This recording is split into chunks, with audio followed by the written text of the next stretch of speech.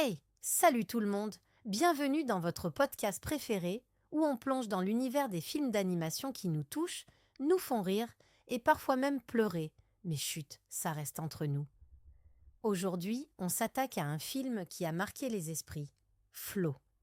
Si vous aimez les histoires qui mélangent aventure, émotion et un soupçon de magie, vous êtes au bon endroit. Alors, attachez vos ceintures. C'est parti pour l'histoire de Flo.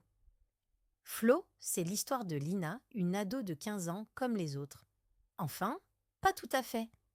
Lina a une relation particulière avec l'eau. Depuis qu'elle est petite, elle adore nager, plonger, bref, tout ce qui touche à l'univers aquatique. Mais elle se rend vite compte que l'eau semble réagir à ses émotions. Oui, vous avez bien entendu. Quand Lina est triste, la rivière près de chez elle devient agitée. Quand elle est en colère, des vagues apparaissent même quand il n'y a pas de vent. Ce don étrange intrigue Lina, mais il lui fait aussi peur. Pourquoi elle? Pourquoi maintenant? Et surtout, qu'est-ce que ça signifie? Tout bascule le jour où Lina découvre un passage secret dans la rivière. En suivant ce courant mystérieux, elle atterrit dans un monde parallèle appelé l'onde, une sorte d'univers magique où les émotions des gens influencent littéralement l'environnement. Les rivières, les cascades, même les pluies torrentielles, tout dans l'onde est connecté aux sentiments. Mais tout n'est pas rose dans ce monde. L'onde est en train de se déséquilibrer et Lina apprend que son arrivée n'est pas un hasard. Son don est lié à une ancienne prophétie. Elle serait la seule capable de rétablir l'équilibre entre les émotions humaines et ce monde aquatique. Dans l'onde, Lina rencontre des personnages hauts en couleur. D'abord, il y a Naya, un esprit de l'eau espiègle et toujours prête à aider. C'est un peu la petite sœur agaçante, mais ultra attachante. Ensuite, il y a Kano, un garçon mystérieux qui semble connaître les secrets de l'onde. Leur relation est compliquée. Entre disputes et moments de complicité, on sent qu'ils forment une équipe de choc, même s'ils ne veulent pas toujours l'admettre. Mais Lina doit aussi faire face à un ennemi redoutable, Acrion, un ancien esprit des marées.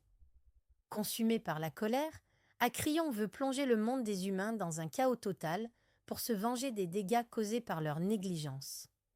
Pour sauver l'onde et protéger son propre monde, Lina doit parcourir différents territoires aquatiques, chacun lié à une émotion. Le lac du courage, où elle doit affronter ses plus grandes peurs. Les chutes de la joie, un endroit magique où le bonheur peut devenir une force destructrice si on ne le contrôle pas. Le marais du chagrin, un lieu sombre qui teste sa capacité à accepter les pertes et les échecs. À chaque étape, Lina en apprend un peu plus sur elle-même. Elle comprend que ses émotions, loin d'être une faiblesse, sont sa plus grande force. La bataille finale entre Lina et Acrion est tout simplement épique.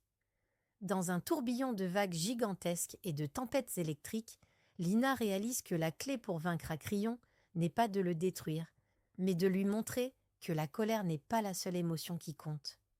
Grâce à ses amis, et en utilisant ses propres souvenirs, elle parvient à ramener Acrion à un état de paix, rétablissant ainsi l'équilibre de l'onde.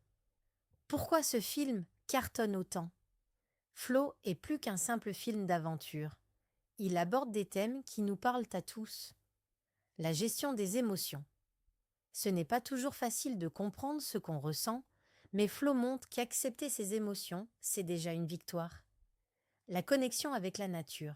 Le film rappelle l'importance de respecter notre environnement. On n'est pas juste des spectateurs de la planète, on en fait partie. Le pouvoir de la communauté.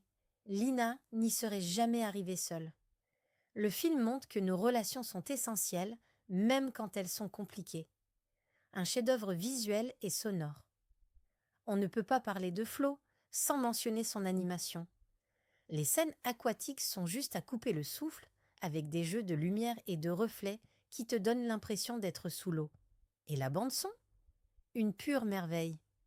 Les musiques oscillent entre moments calmes et explosions d'intensité, et elles te restent en tête bien après le générique.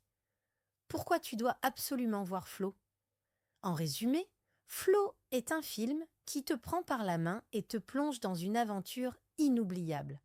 C'est une histoire de courage, d'amitié et d'acceptation de soi.